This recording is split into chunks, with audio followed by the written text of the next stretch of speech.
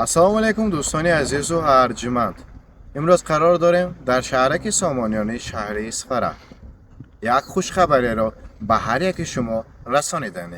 ما را پیگیری نمایید.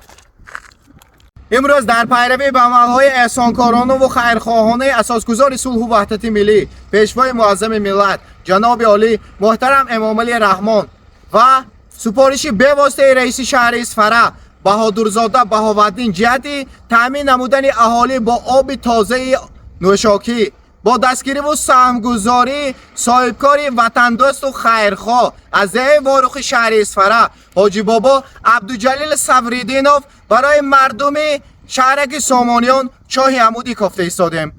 آرزوی درینه مردم شهرک سامانیان عملی گشته ایستاده است. ما مینداری تمام مردم مهنتکش شهرک سامانیان را با عائله صفریدینوف میرسانیم. بگذار خداوند کریم دولتشان را مرتبهشان را باز زیاد گرداند. همیشه در پناه خداوند کریم سلامت و سربلند و خانه آباد و خاطر جمع باشند. دوستان عزیز خیلی که میبینید الکی به مسافه 3.5 کیلومتر سیم چوب ها ناقل کشیده شده است. تجهیزات و تکنیک کاونده چای عمودی الکی در همونجا قرار دارد. بعد از 1-2 روز الکی به کافتن چای عمودی شروع میکنند. همه یک جایه وطنمان را با زیبا و آبادتر میگردانیم. در یک جایگی میتوانیم کارهای بزرگی را به سامان رسانیده باشیم. تاجیکستان به پیش، با پیشوا به پیش.